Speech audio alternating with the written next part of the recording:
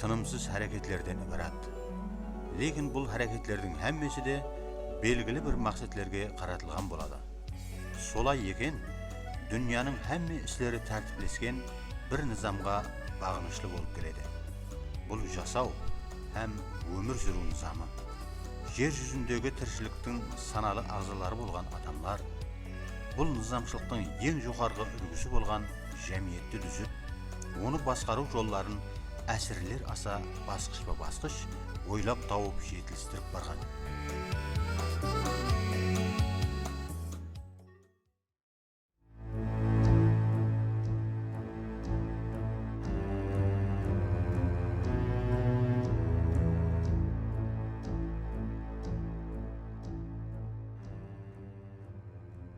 Басқару бұл кеше бүгін ойлап табылған құбылыс емес.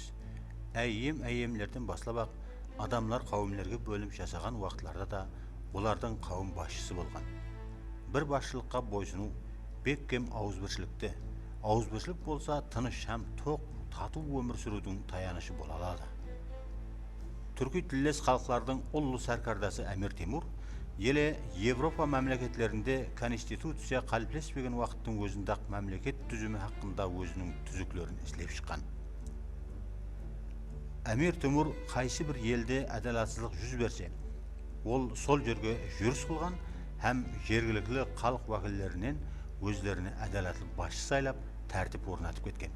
Нәтижеде кішкене елатлар бірігіп, үлкен бір уәлаятлар бірігіп, құдіретлі мәмлекетке айланып барған.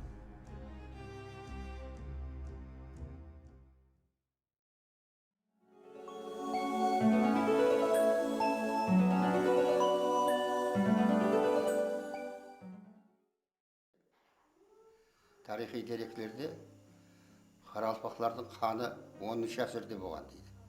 10-шы ғасырда қаралпақлардың сондай қаны болған деген деректер бар. Демек қаралпақлардың мәмлекетшілігі сол 10-шы ғасырлардан басталған. Енді қаралпақлардың мәмлекетшілігі 13-ші ғасырда тарқатылады.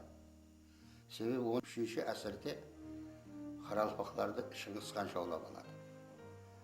Территориялар. Бұлар енді біздің тарихшыларымыз қазіргі уақытта сол 13-ші ғасырларда қаралпақлардың орайлы қаласы Кердер болған десіп жатыр. Кердер. Енді соңғы уақытларда сондай гипотезалар бар. Шымбайам үлкен рөл ойнаған. 1000 жылдар болып өз алдына қала болып бір орай болған деседі. 16-шы ғасырда Алтын Ордадан көшіп Сыр бойына келеді. Алтын Ордадағы қаралпақлар. Сыр бойында келіп қазақтардың Тәуке хан деген ханның құрамында болады. Бірақ бұлардың өзінің ханы болады. Қаралпақлар хан. Сондан келе беріп 18-ші ғасырда, мәселен 17-ші, 18-ші ғасырларда бізге енді белгілі адамлар, мәселен Мамам дейді. Ол дәуірлерде Маман батыр болған, Петербургқа барып жүреді ол. Делегация болып. Сол дәуірлерде де қаралпақлар өздері басқарған. Өздері елдері болған. Сөйтіп бұлар мына Аральский владениеменен бірігеді. Аральский владениені бір өз алды мәмлекет болады да, Аралылар дейді. Қоңырат қойылды, Қоңырат. Енді Жаңадария, Әмудария екеуінің ортасында қаралпақлар жайғасады. Сол 18-ші ғасырдың ақырында 1770 жылы сол қаралпақлардың ішінен Айдос би Хиуа ханына добровольно өтеді. Айдос би қаралпақларды бағындырып бергеннен кейін қаралпақлардың бір мәмлекетшілігі құлайды. 1855 жылға дейін қаралпақлардың мәмлекетшілігі болмайды. Мұхаммед Әмин деген ханның тұсында 10 жыл ұдайына ұрыс болып, кейін түркмендер көтеріліс шығарады, қазақтар көтеріліс шығарады. Хиуа ханның составында халықтардың әммесі көтеріліс шығарып, сөйтіп қаралпақлар көтеріліс шығарады өз алдына. Sosarlık töreni хан kılıp, hemmesi antışıp, soның ханлық қылуында, сол көтерілістің табысты болуында Қарағым Мишанның үлкен рөлі бар екен. Сөйтіп бұлардың баяғы 8 айдай ма мәмлекетшілігі болады да, соны тіклеуде Ерназар Алагөздің рөлі жүзінде үлкен болады. Сейт Мұхаммед хан сонысын система кіргізеді екен да, мынадай административный система. Биден ханға бара алмайды, аталыққа барады, бейлер бейге барады, аға бейге барады, аға бей тек ханға барады. Система сондай, административный система. Сөйтіп, бірінші аға бей қылады екен, Ережептен текті аға бей қылады. Осын әр қоңыратқа бір бейлер бейге, 14 ұруға бір бейлер бейге, 14 ұруға 2 аталық, қоңыратқа 2 аталық. Сондан кейін билер тырпет алмайды. Өзі тікелей ханға бара алмайды. Сондай система. Бірақ уже мемлекеттік система.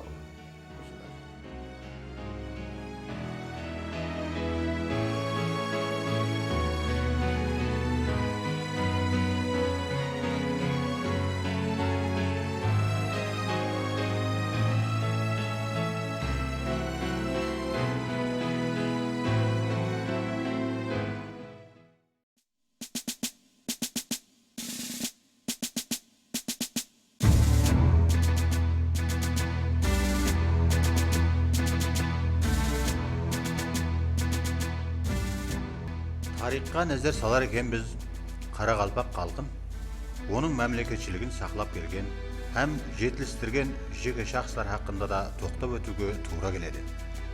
Айдос би, Мұхаммед Рахым хан тұсында бүткіл Қарақалпаққа хакім деп танылған. Бірақ бұл туралы арнаулы жүз жоқ. Хакімнияз аталық 1856-58 жыллары дәслеп 14 ұруға, соң бүткіл Қарақалпаққа хакім етіп тайынланған. Аллам берген мәхрем 1858-62 жыллары бүткіл Қарақалпаққа хакім етіп тайынланған. 1867 жылдан баслап хакім деген хәмел біртала жоқ етілді. Орнына ағаби деген хәмел пайда болды. Бұл хәмелге Ережеппей тайынланды. Хәмелдің аты өзгергені менен оның атқаратын қызметі бұрынғысынша қалды. Кейін Ruslar Xiva ханлығын жаулап алғаннан кейін елді болыстар, ақсақаллар басқарды. Ережеппей 1873 жылы Қарақалпақлардың 6000 басқарып, Хиваны жаулап алған генерал Гауфманға сөйлесу жүргізуге барған. Ол рәйіс уақытында шариаттың тәртіп қағидаларын, діни дәстүрлердің орынлануын, базардағы тәрезілердің дұрыстығын тексеру, қаланың тазалығын һәм қауіпсіздігін қорғау істерін алып барған һәм ұсыларға жауапкер болған. Ережеппей Қарақалпақ билерінің арасында да үлкен абыройға ие болған.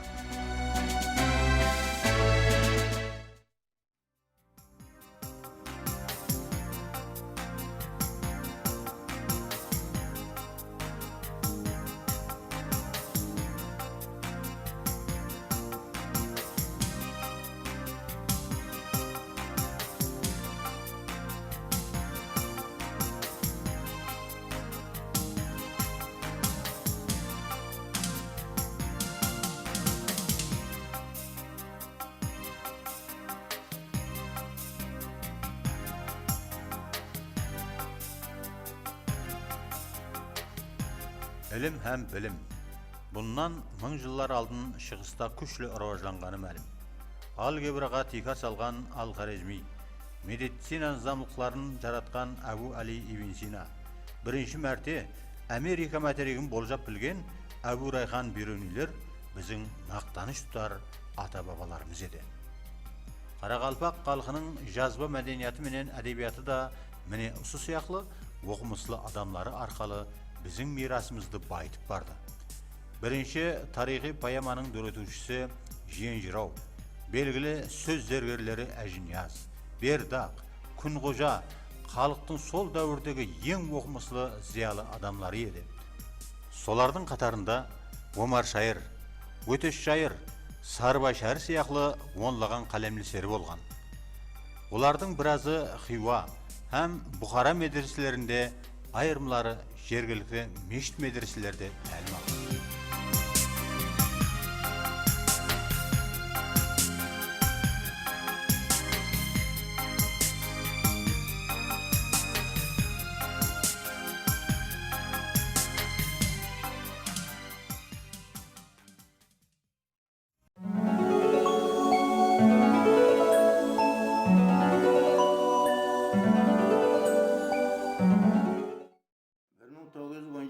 Жылы Россияда октябрь революциясы жеңгеннен кейін Россия қарамағындағы елдердің, халықтардың өз алдына бөлек үй тігулеріне үлкен жәрдем етті. Бұны айрықша атап өтуіміз керек. Міне осы халықтардың бірі Қарақалпақ халқы көп жылдар davamında Хиуа хандығы тарапынан, Россия патшалығы тарапынан езіліп келген Қарақалпақ, екіге бөлініп кеткен Қарақалпақ халқының перзенттері өздерінің мемлекетшілігін, Қарақалпақ ел халқының мемлекетшілігін қайта тіктеу мәселесінде өрес майданына шықты. Дарияның оң жағындағы Қарақалпақлар Амудария бөлімін европейлер, орыстар интеллигенциясының уәкілдері қатынасқан, басқарғаны үшін бұл мәселе Амудария бөлімінде Қарақалпақлардың өз алдына бөлек автономия болу мәселесі ортаға қойылмайды. Енді Дарияның шеп жағындағы Қарақалпақлар интеллигенциясы, соның ішінде міне Әлияр Досынзаров, Сидір Сүлиев, Кәрімберді Садыллаев, Ораз Ерманов, Ибраим Бекімбетов ұқсаған Қарақалпақтың азаматлары Қарайызым Халық Республикасы құрамында Қазақ Қарақалпақстан облысын шөлкемдестіру мәселесін ортаға қояды. 1923 жылы сентябрь айында Қожелі қаласында Қазақ Қарақалпақстан советлерінің бірінші съезін шөлкемдестіріп, сөйерді. Сол съезде Қазақ Қарақалпақстан автономия облысын түзуді жариялайды. Енді 1924 жылға келе Орта Азиядағы милли шекараларды белгілеу дәуірінде Москваға дейін тиісті жерлеріне барып, Қарақалпақтың 24 жылы октябрьде автономия облыс болуына ерседі. 1936 жылы СССР жаңа конституциясын қабыл етілуіне байланысты Қарақалпақстан Республикасы Өзбекстан Совет Социалистік Республикасының құрамына кіреді.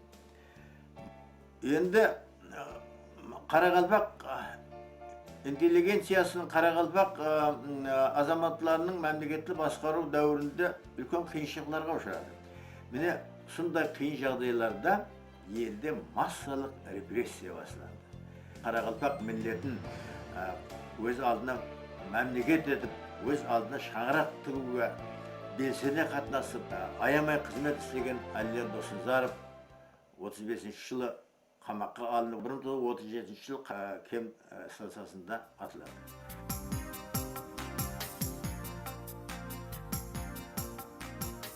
Қарақалпақлар, тағдир бұл халықты неше мәрте дәлге кетті.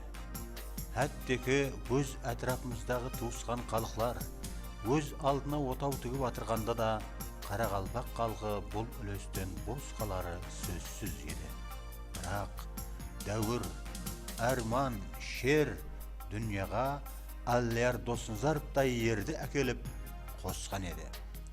Ол Москвадағы үлкен трибунадан басқаларға керек еркінлік, мемлекет болу, халық атану менің халқыма керек емес пе?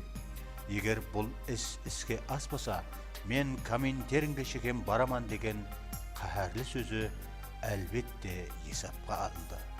Қарақалпақ еліне ол автономиялы облыс әперді.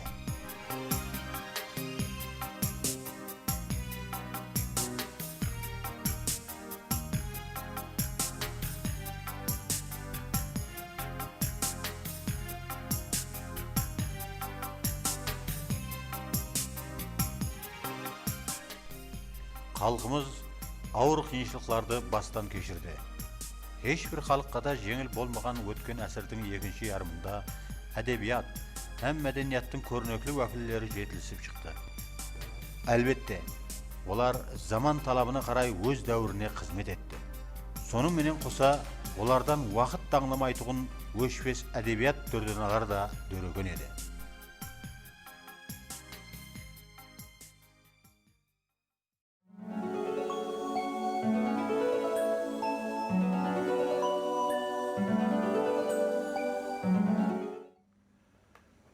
Qaraqalpaqstanda басқару системасы hakkında gap болғанда, ұлыма тарихқа көз жіберу жүдә әһмиетлі. Себебі тарихта басқарудың текарынан үш түрі белгілі. Бұлардың біреуі адамның басқаруы, яғни патшаның, билердің, сәркардалардың басқаруы. Сондықтан да басқаруда әділдік болмаған. Бір әфсанауи гапты еске түсірсем, Шанхай түсте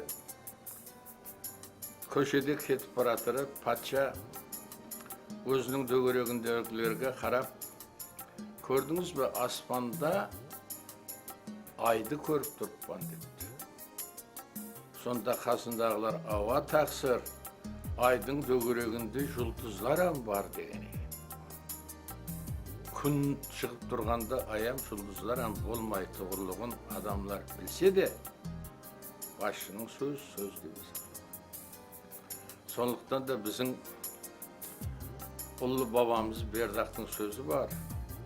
Бұл дүния болғалы, патша әділ болған емес. Шайырлар қалем алғалы, қатқа туы салған.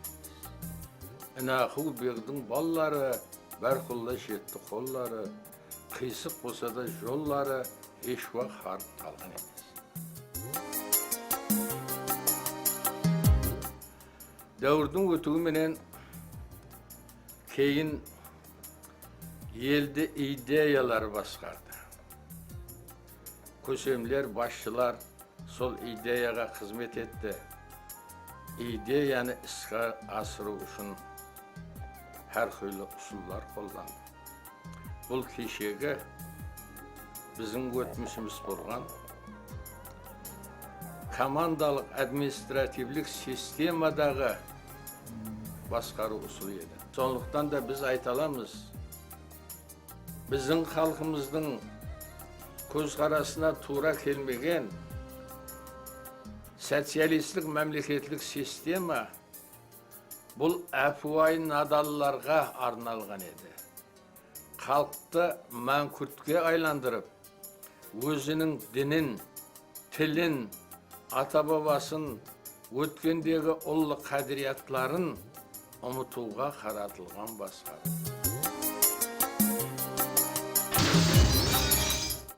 21-ші ғасырдың басында дүниядағы ең қалеулі ұсыл басқарудың ең сыналған ұсылы демократия келді. Дүния рауажланып баратырған демократияның нәтижесінде СССР құлады, һәм қарессіз социалистік емес мемлекеттер пайда болды. Міне сол мемлекеттің пайда болу дәуірінде Өзбекстан менен бірлікте Қарақалпақстан һәм өзінің қарессізлігін алды. Һәм ол қарессізліктің тикарында енді елді басқару системасы өзгерді. Бұл басқару системасы енді басқарудың үшінші түрі құқық пенен басқару дүнияға келді. Өзлікті Өзбекстанда һәм соның ішінде Қарақалпақстанда біздің экономикамыздың рауажлануының тикары болған базар қатынашларының һәм оны басқарудың құқи тикарлары пайда болды. Жеке меншікке рұқсат етілді. Мәптарлық күшейді. Мәптарлықтың күшеюіне байланысты adamlarda isbilermellik hem isbilermelliktin neticesinde ekonomikanın rivajlanıuna baktaralım. Mine hukuk bilen başkarudun neticesinde cemiyetdeki adamlar hukuktu korgan bildi, hukuktu kural bildi, hukukta abray bildi, hem sonun bilen birge hukukta akıl oy bildi. Mine usu 4 təsirdin neticesinde keleşekte adamlar Özbekistan'ın ollu keleşeğin düzüge şın intaminen atlanmakta.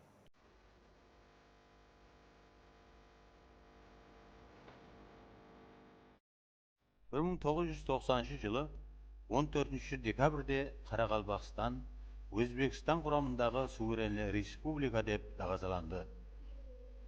1991 yılı Özbekistan Respublikası öz qarashsizligini jariyaladi. Endi жаңа tüzümge baylanışlı baskaru strukturasida жаңадан payda boldu. Dastlabki yılları bu baskaru sistemasi da bir qatar özgörüşlerge uchradi. Hazırgi vaqtda mamlaketimiz özünün to'liq senimli rivojlanuv yo'luna tushdi. Mamlakatda tömenden yuqori qaray baskaru sistemasi yengizildi. Avul ham qalalarda fuqarolarning o'zini o'zi baskaruv uyumlari басқарудың birinchi звеносы болып есептеледі. Олар өздері жасап тұрған аймақ бұқараларының дауыс беру жолы менен белгілі мүддетке сайланады. Қарақалпақстан Республикасы Конституциясына муафық Қарақалпақстан Республикасының мемлекеттік хакимият системасы хакимияттың низам шығарушы, атқарушы һәм суд хакимиятларына бөліну принципіне текарланады. Қарақалпақстан Республикасы Жоғарғы кеңесінің басшылығы Қарақалпақстан Республикасы Министрлер кеңесі басшылығының ұсынуы бойынша районлық һәм қалалық хакимлерді тайынлайды һәм лауазымнан босатады. Сондай-ақ үкімет ағзаларын, судьяларды сайлайды һәм лауазымнан босатады.